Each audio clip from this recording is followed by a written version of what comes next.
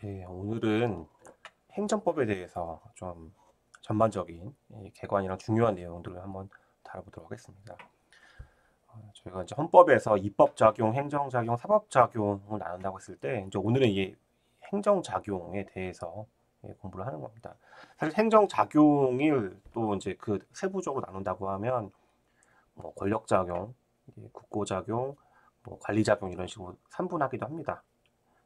그 중에서도 사실은 이제 우리가 주로 다루는 거는 이제 권력작용인데요.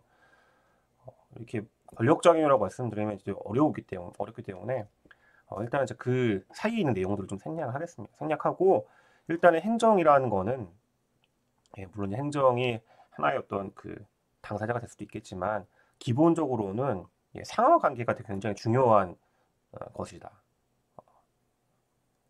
따라 보셔야 되거든요. 지금 중요한 거는 행정법에서 제일 중요한 거는 서열 정리를 하는 게 제일 중요합니다.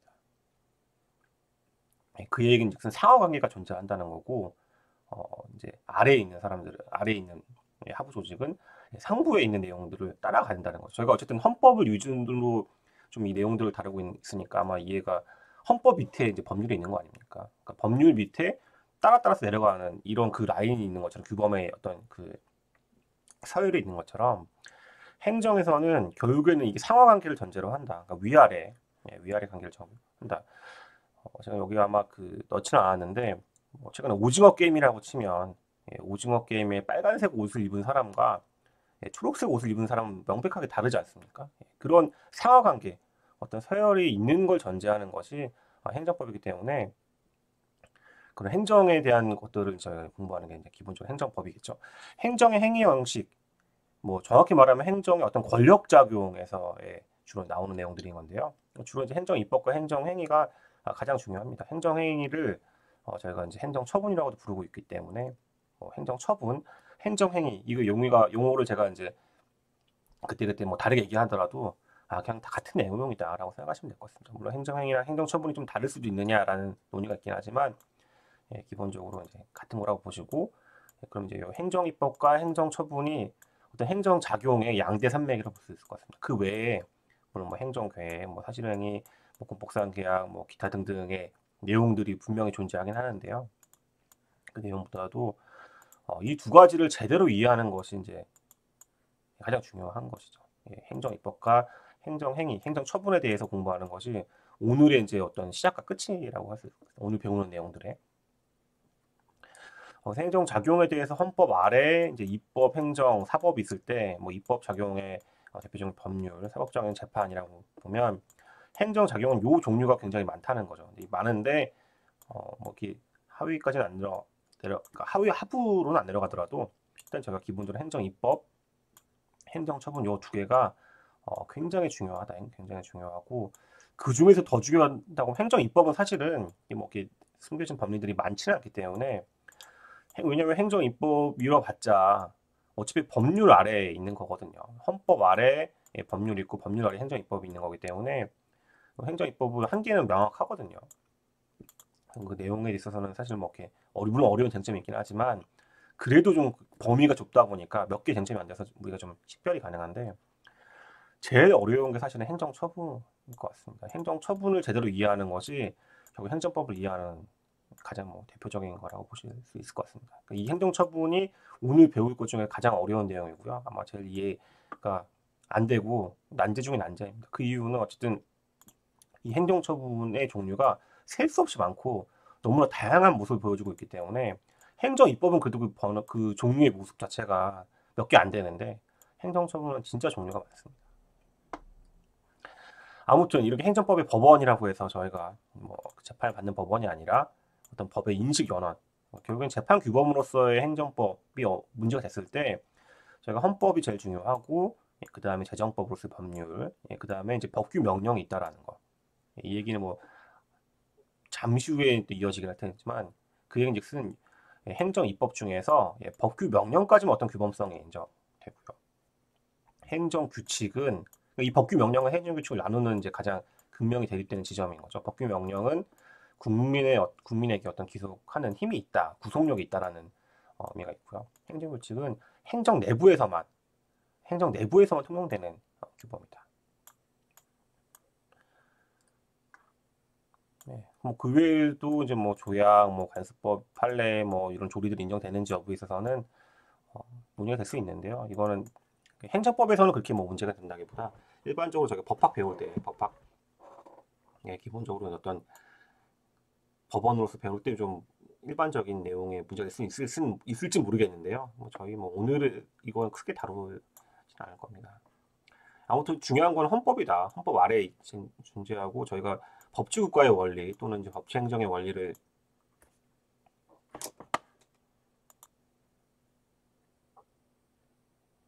제가 잠깐 목이 잠겨서 일시 정지하고 다시 돌아왔는데요. 아무튼 법치국가의 원리가 굉장히 중요한 걸 저희가 이제 계속 보고 있고요. 그게 저희 행정법에 와서는 이제 용어를 뭐 행정의 법률 적합성 원칙이라는 표현을 쓰고 있습니다. 근데 행정의 법률 적합성 원칙이나 법치 행정이나 법치 국가나 법의 지배나 뭐 다 같은 내용인 거죠. 행정 법률 적합성 원칙의 이제 가장 대표적인 어떤 그 모습을 헌법 제37조 2항에서 살펴볼 수 있음을 저희가 이제 살펴보고 있고요.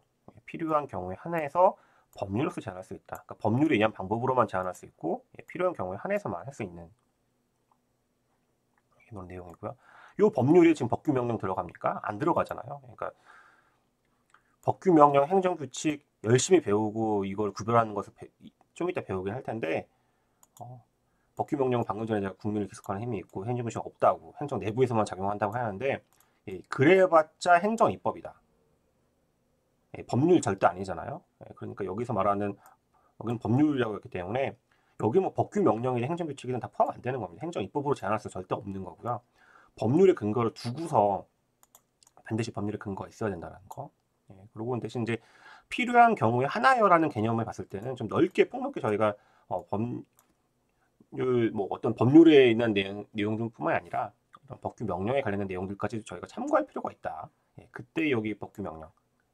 그래서 보통 저희가 요 내용들을 어떤 법령 위반, 여기 이제 법률 우위, 뭐 법률 유보라는 표현을 썼는데 이 법률 우위의 내용을 보통 여기서 필요한 경우에 하나에서 찾는 건데 요 개념으로 들어올 때는 이걸 약간 좀 넓게 봐서 법규 명령까지 포함한 법규 명령, 법령 위반에 있는 근거를 이 조문에서 찾고 있고요.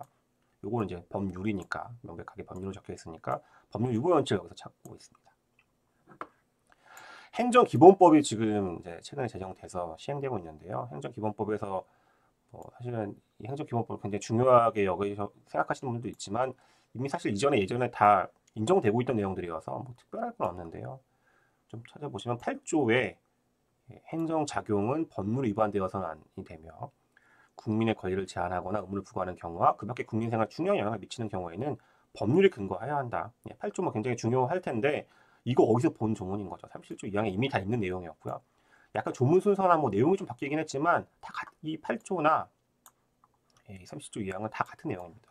여기도 법률로서 제한할 수 없다는 거 방금 전에 이제 법률 유효 원칙이 나온다고 했잖아요. 여기도 법률에 근거해야 된다. 근데 여기 위에는 보면 행정작용은 법률에 위반되어서 아니 된다라고 했는데 여기는 이제 법률이라고 했지만 요때의 법률은 좀 약간 넓게 본다. 법률 플러스 법규 명령까지 보고 있기 때문에 저희가 여기에 법률에 위반돼서 아니 되며의 내용을 저희 일반적으로는 법령 위반 보고 있습니다. 8조의 이 행정기본 8조에는 여기는 법률로 적혀 있지만 여기 헌법도 포함될까요? 그러니까 예를 들면 법치행정의 원칙에서 뭐 국민생활 중요한 영향을 미치는 경우에 헌법에 근거해야 된다까지는 아니겠죠. 뭐 법률에 있기만 하면 될 텐데 여기에 법률에 위반되어서 아니 된다라고 했을 때 헌법도 포함될 수 있을까요? 왜냐면 방금 전에 제가 법규 명령도 포함된다고 말씀드렸는데 이때의 법률은 좀 넓게 본다는 거잖아요. 여기에는 헌법, 법률, 법규 명령도 다 포함된 개념으로 좀 보고 있습니다. 그러니까 그 내용을 설명하기 위해서 법원으로서의 헌법, 법률, 법규 명령 이런 것도 좀 나열했다 측면이 있는 거죠. 여기에서 이제 그 빠진 내용 중에 이제 조리라는 표현이 있는데 조리는 이제 뭐 민법에서 뭐 법의 뭐 일반 원칙이라든지 법이라면 당연히 추구해야 될 가치들이 있지 않습니까? 보충 규범으로서의 효력이 있는 건데요. 그런 것들을 이제 과거에는 행정법의 일반 원칙이라는 표현으로 그러니까 그렇게 행정법 학자들이 정리를 해놓은 것들이 좀 있습니다. 그래서 행정법의 해석과 적용의 기본 원리고 뭐 여러 가지 최후의 보충적 법원으로서 여기 이때 법원이 그냥 그 재판받는 법원이 아니라 법의 인신 연원을 법원으로 기능하고 있다. 그래서 저희가 이제 이런 조리의 개념들을 행정적 평등 원칙으로 분류하고 그 내용들로는 평등 원칙, 과잉 금지 원칙, 신뢰보호 원칙, 기타 등등의 원칙이 있는데 평등의 원칙, 과잉 금지 또는 비례 원칙, 신뢰보호 원칙은 이미 헌법에 나오는 내용들이에요. 헌법에 이미 있는 내용들이고요.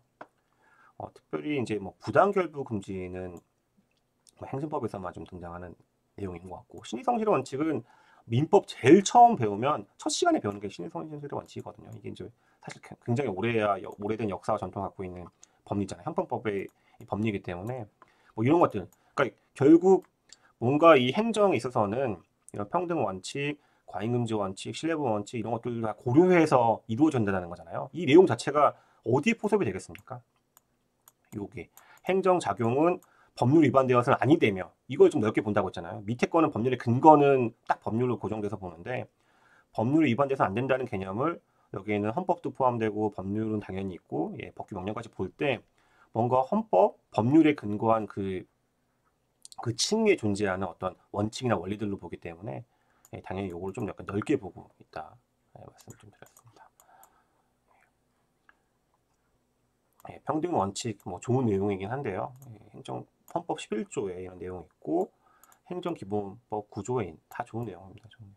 근데 이거를 배울 때는 모르겠지만 이제 실제 업무에 있어서는 이걸 입증해야지 평등 원칙 위반인 거를 이러한 어떤 행정 작용이 존재하는데 그 행정청이 어떤 그 행동에 대해서 이 평등 원칙 위반한 거 아니냐라고 그냥 말만 해서는 안 되잖아요. 어떻게 증명할 것인지는 사실 이제 책에선 잘 설명이 안 되어 있는 내용이죠.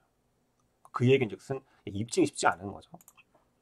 아무튼 간에 이 내용은 사실 행정법보다는 헌법 시간에 더 자세히 다뤄야 될 내용인 것 같고요.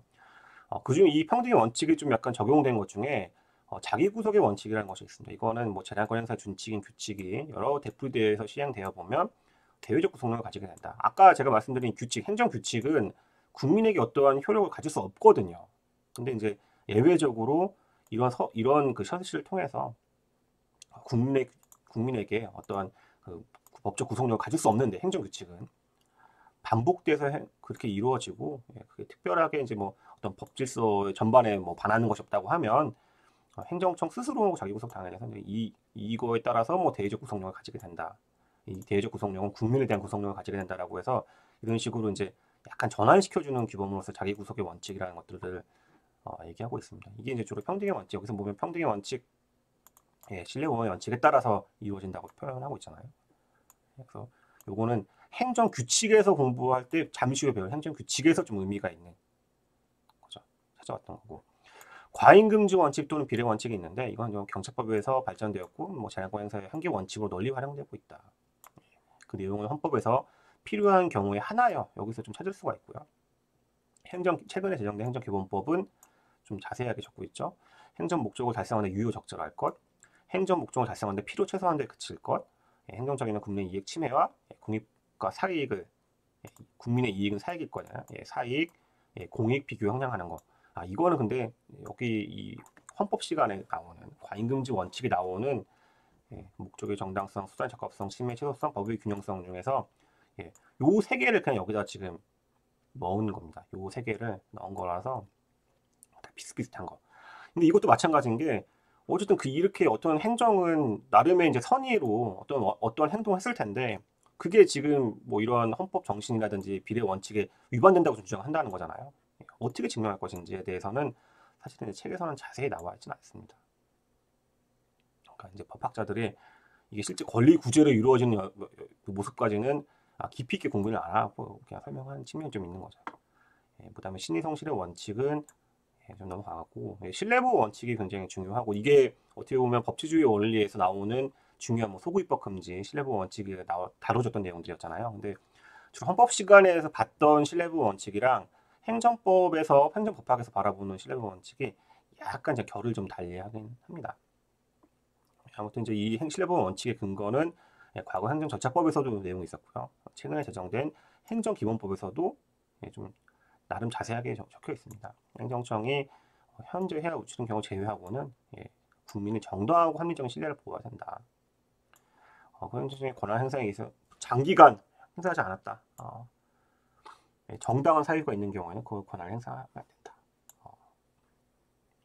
이제 어쨌든 중요한 건 이제 이거 좀 요약해 보면 어쨌든 공적인 견해를 표명하고 보호 가치 있는 신뢰가 있어야 되고 이익 현황을 하겠다. 예. 근데 중요한 건 이제 보호 가치가 있어야 된다 것이기 때문에 이 국민 자체가 스스로 어떤 내가 내 나의 신뢰가 보호 가치가 있다라고 주장하기에는 야 너가 좀 잘못한 것 같다. 이런 허위로 사실 은폐나 부정행위로 인해서 장기간 무자격자로서 활동해야 하는데 33년이라는 경과된 사실만 가지고 신뢰를 보호할 수 있냐. 네, 그런 내용들. 그래서 실제에 있어서는 신뢰보호 원칙이 이제 어쨌든 이렇게 멋지게 존재하고 있긴 있는데 권리구조의 측면에서 또 이게 인정되는 경우들이 또 그렇게 많지는 않은 것 같습니다. 왜냐하면 신뢰보호 원칙과 행정의 법률 적합성 원칙이 충돌하는 경우에는 행정의 법률 적합성 원칙을 희생하더라도 상대방 이 국민의 신뢰를 보호하며 정의관념에 부합한 특별한 사정이 있어야 되는 건데 특별한 사정이 있는 거를 어떻게 입증할지 쉽지가 않다는 거죠. 그래서 뭐 신뢰보호 원칙이 인정된 경우는 극히 적습니다. 적고 오히려 반대로 신뢰보호 원칙이 인정되지 않아서 그냥 행정이 하는 그 행동이 맞다라고 인정된 경우들이 많긴 하죠. 하지만 신뢰보호 원칙이 인정된 경우가 없다고 해서 신뢰보호 원칙이 의미가 없는 건 아니지 않습니까? 충분히 중요한 법 원칙으로 존재하고 있기 때문에 실제 이게 판례로 그러니까 사건화되지 않고 그 전 단계에서도 이제 뭐 문제되는 경우들이 굉장히 많잖아요. 신뢰보호 원칙은 그나마 이제 배우는 이런 행정법 1령 원칙들 중에서는 굉장히 중요한 거죠. 왜냐하면 저희가 헌법에서 법치주의 원리라든지 이렇게 나올 때도 신뢰보호 원칙이 굉장히 중요하다고 말씀드렸잖아요. 행정법에서도 그나마 이제 여기 같이 나열되고 있는 원칙들 중에서는 가장 좀 중요한 것 같습니다. 부당결부 원칙은 그게 뭐 부관에서 주로 문제되는 거. 부관은 우리가 이제 조건 같은 걸 단다. 조건, 뭔가 토를 단다는 거거든요. 바로 안 주고 조건을 달 때 어떤 그 조건이라든지 반대급부를 다는 것이 좀 타당한지에 대한 관련성 없는 걸 다는 것이 타당한지 뭐 이런 건 내용들이어서 약간 지역적인 주제인 거죠. 사실 진짜 이제 이 시간에 얘기하고 싶었던 거는 행정입법입니다. 행정입법에 있어서 저희가 법규명령 행정규칙에 대한 내용을 방금 전에 진짜 뭐한 10분도 안 됐죠. 이 내용을 설명드리고 그러면 이제 법규명령이 뭐냐, 행정규칙이 뭐냐. 기본적으로 둘의 공통 특성이 있을 거 아니에요. 행정입법으로서의 특성이 있기 때문에 분명히 법규명령 행정규칙이 비슷해 보이긴 합니다. 하지만 이게 비슷하다고 하면 이 법규명령과 행정규칙을 나눠놓을 이유가 없잖아요. 다 같이 행정입법으로 그냥 하나로 퉁쳐서 묶어버리면 되는데 어쨌든 구별하는 이유는 법규명령과 행정규칙이 뭔가 다르기 때문에 이걸 구별하는 거거든요. 그래서 열심히 저게 또 구별하는 걸 배웁니다. 근데 그래봤자 또 한계가 뭐냐면 물론 이렇게 구별하는 실익이 분명히 있긴 있는데 법규명령 행정규칙이 구별이 막 되고 열심히 공부를 해봤자 그래봤자 이 법규명령 행정규칙은 행정입법이라는 카테고리 안에 있는 거죠. 절대 법률, 국회에서 제정한 법률은 아니기 때문에 아무리 행정규칙이 법규명령이 되고 막 서로 이제 헷갈리는 영역들이 나온다고 하더라도 결국 이 행정입법으로서 가진 한계가 분명히 존재합니다. 이런 행정입법으로서 이런 법규명령 행정규칙을 어떻게 통제할지가 행정입법을 배우는 거에 가장 중요한 내용일 것 같습니다. 행정입법은 일반의 추상적 규율이다. 그래서 방금 이제 중요한 행정 처분과는 좀 다르다. 그 내용이고요. 그래서 법규명령 행정규칙. 법규명령은 국명의 어떤 법규적 대외적 구성력을 가지는 일반인 추상적 규율로서 기능한다. 헌법 75조랑 헌법 95조가 바로 이거의 대표적인 근거 조문이라고 할 수 있는데요. 대통령은 대통령령을 발할 수 있다. 행정각부의 장은 국무총리 또는 행정각부의 장은 총리령, 부령. 국무총리는 총리령에 이제 맞닿는 거고 행정각부의 장은 부령이겠죠. 그래서 대통령령, 총리령, 부령 형식이 있는데 그 내용이 위임받은 사항을 규정하는 경우가 있고 그게 아니라 스스로 법률 집행을 위해서 스스로 보충하는 거죠. 집행하기 위한 사항을 하는 경우일 수도 있다. 그래서 종류가 이 어떤 사항적인 측면, 내용적인 측면에서는 어떤 그 위임 명령과 집행 명령으로 구별되는 거고 어떤 형식적인 측면에서는 대통령령, 총리령, 부령, 뭐 그 이외에 뭐 대법원 규칙 여러 다른 내용들도 있긴 하지만 저희가 일단 행정법으로만 좁혀봤을 때는 대통령령, 총리령, 부령, 총리령도 사실 그렇게 많지는 않으니까 대통령령, 부령, 요거에 이제 75조나 95조에서 말하고 있는 법규 명령의 예시라고 할 수 있습니다. 법규 명령의 성립 요건, 절차를 보면 먼저 법제처 심사를 거치고, 특히 대통령령인 경우에는 국무회의 심의까지 거칩니다. 그리고 광보에 게재해서 공포한다, 꼭 시행한다. 법률을 제정하는 걸 저희가 한번 플로를 봤잖아요. 그런 좀 맞춰보면 나름의 심의하고 심사하는 게 상당 부분 법률이 그래도 이제 국회의원들을 저희가 신뢰한다고 했을 때 법률이 제정된 절차에 비해서는 이거 감시하는 세력이 이렇게 많지는 않은 것 같다.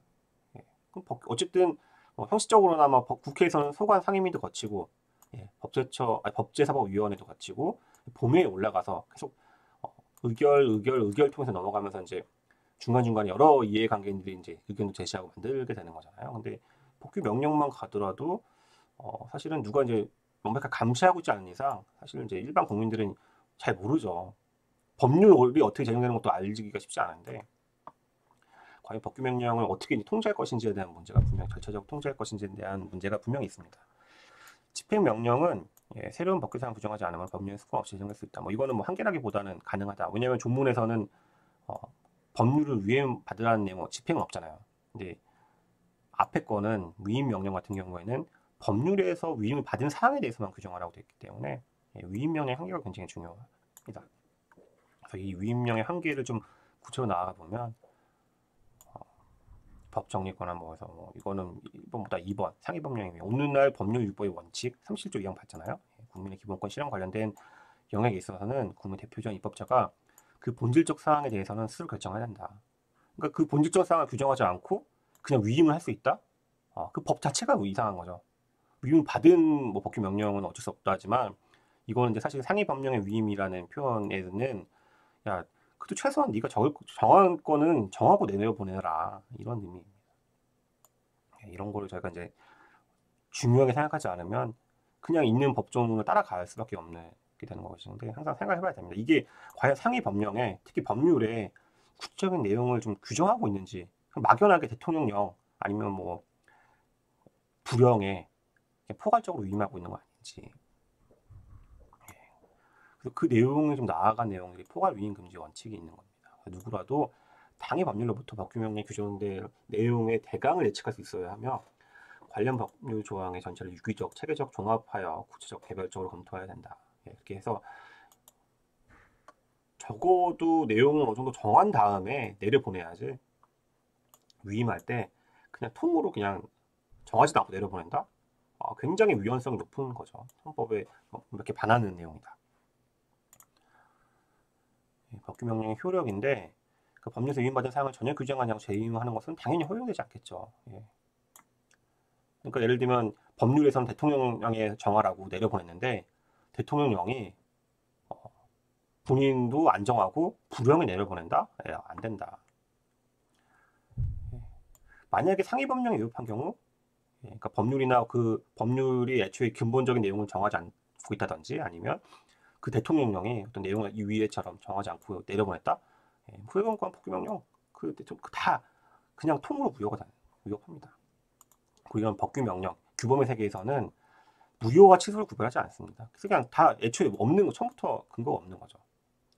그래서 마치 행정 처분에서 나오는 것처럼 무효와 취소를 좀 구별해서 무효 취소를 구별한다는 얘기는 뭔가 무효의 범위를 좀 좁히는 거거든요.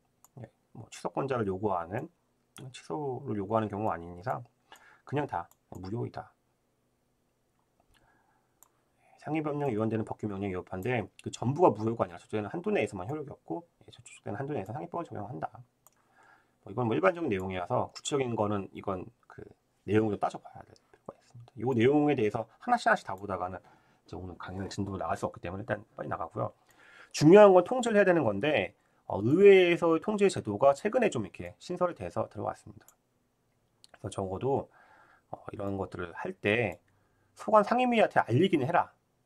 알려야 되고 상임위에서는 특히 이런 대통령, 총리령 불령, 그러니까 법규 명령 형식에 있어서는 법률 위반 여부 등을 검토할 수 있다는 거죠. 그렇기 때문에 검토해서 나왔으면 어떻게 되는 거냐 의견 제시를 하는 거죠. 의견 제시를 하지만 아무튼 요 조문도 들어갈 때까지 엄청난 국회에서 논의가 있었거든요. 국회의 권한을 어디까지 봐야 될 것인지. 나름의 또 이제 법 규범 정립할 수 있는 권한이 행정에 또 있는 건 있는데 존중할 수밖에 없는데, 그래서 이제 뭐 심사까지는 좀 심하니까 검토할 수 있다는 것 정도로 약간 완화돼서 입법이 된 겁니다.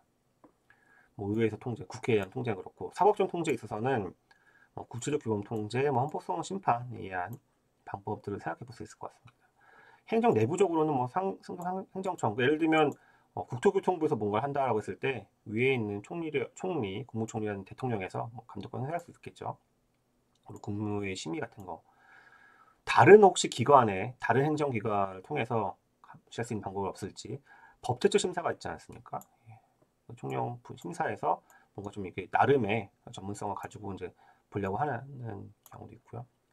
좀 이거는 이제 법제처 외에 구제개혁위원회, 뭐 중앙행정심판위원회에서 뭐 이거는 이제 법제처는 상무적으로 이거 하는 건데 여기는 이제 문제가 될 때 뭔가 의견 같은 경우를 제시할 수 있다는 거 정도. 그러니까 위에 법제처 심사가 좀 메인의 어떤 절차인 것이고 이렇게 하는 거. 사법적 통제에 대해서 아까 좀 살짝 넘어갔는데 법원에 대한 통제, 국제적 규범 통제라는 거는 좀 어렵긴 어려운데요. 일단 헌법 107조 2항 정도를 보시면 명령 규칙이 헌법이나 법률 위반되는 여부가 재판하다가 그 재판의 전제가 되어 있는 법규 명령이 문제가 됐다. 대법원은 최종적으로 심사할 권한을 가진다니까 최종적으로 심사한다는 얘기는 그 만약에 1심 법원이면 1심 법원에서 법원이라고 하면 판단할 수 있다는 거잖아요. 다만 대법원이 최종심으로 뭔가 심사할 권한이 있다는 거면 반대 해석을 하면 지금 현재 받고 있는 게 대법원이 아니라 1심 법원, 2심 법원이라고 하더라도 심사할 권한이 있겠죠. 판단하면서.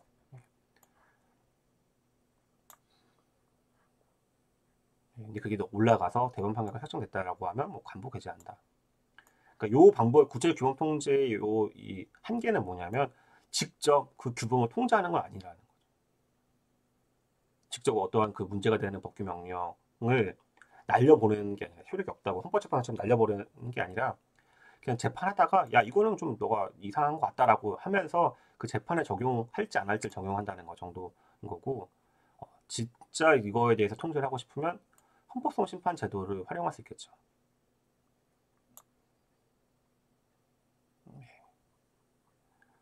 그 다음에 이제 행정규칙을 넘어가서 보면 행정규칙은 어쨌든 국내의 법적 효력을 가지지 않는다. 예시로는 고시훈령 예규, 예규훈령 고시, 훈령 예규 고시 이게 대표적인 거라고 보실 수 있어요. 내용적으로는 규범, 마치 이 고시훈령 뭐 예규 이런 것들은 아까 대통령령, 총리령 불형에 대응하는 거라고 볼 수 있고요. 그리고 아까 법규 명령에서는 내용적으로는 위임명령, 집행명령이 있다고 봤잖아요. 그런 비슷하게 내용적으로는 뭐 규범을 해석하는 행정규칙, 재량권 행사의 기준을 정하고 있는 뭐 재량에 관련된 행정규칙, 뭐 법률을 보충하는 규칙, 뭐 이런 것들로 내용적으로 구별할 수 있는데, 요건 딱히 이제 그나마 위임명령, 집행명령 헌법의 규정이라도 있는데 행정규칙은 헌법에 근거가 없는 것들이기 때문에 사실은 이건 이제 약간 학설에서 이제 해석을 하고 있는 거고, 어쨌든 현재 형식적으로 나오고 있는 것들은 타이틀은 고시, 훈령, 예규 뭐 이렇게 있다고 보시면 될 것 같습니다. 행정규칙의 통제도 법규명령 통제랑 비슷하긴 한데 약간 조금씩 다릅니다. 조금씩 다른. 아까 이제 의원 통제 같은 경우도 소관 상임위 검토 제도는 이번에 들어가지 않았으니까 개정할 때 들어가지 않았으니까 없다는 거. 사법적 통제에 있어서도 행정규칙은 이제 여러 가지 문제들이 있을 수 있다라는 거. 내부적 통제에 있어서도 뭐 좀 약간 이제 법규 명령만 못한 통제점을 보게 됩니다. 이제 진짜 문제가 되는 거는 행정규칙 형식의 법규 명령, 법규 명령 형식 행정규칙 이런 것들이 이제 어려운 내용들인데요. 아무튼 이제 그 법률 또는 법규 명령에서 일정한 사항을 다시 행정규칙에 위임하는 것이 가능하냐?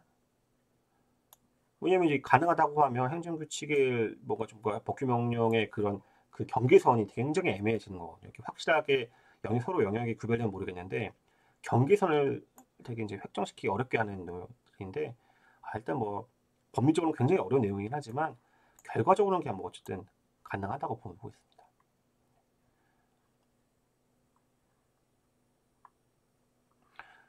요건 좀 어려운 얘기 넘어가고, 예, 그래서 판례는 이렇게 어쨌든 가능하다고, 어쨌든 간에 가능하다고 보고 있습니다. 판례 태도는. 행정규칙 형식의 법규명이 어쨌든 가능하다고 보는 경우에도 어쨌든 법규명령 자체도 한계와 통제가 있는데 행정규칙 형식으로 되어 있는 법규명이 말은 어렵지만 행정규칙인데 약간 법규명령화된 비슷하게 볼 수 있는 것들이거든요. 법규적 효력이 이제 인정될 수 있는 것들 그런 경우에도 똑같이 이런 논의가 적용되겠죠. 그래서 이 내용은 한계 및 통제는 법규명령에 대한 한계 및 통제와 동일합니다. 그 다음은 또 이제 어려운 내용인데 법규명령 형식 행정규칙 이건 재량을 부여했는데 뭐 재량 가지는지 여부는 사실 재량 행위를 좀 봐야지 좀 이해가 되는 내용이어서 일단 지금 여기서는 넘어가고 판례 내용이랑 해서 이 내용은 행정처분의 또한 내용인 재량 행위를 가서 다음 시간에 봐야 될 것 같습니다. 일단 여기까지 봐서 일단 마치기로 하고 행정처분으로 다시 또 시작하겠습니다.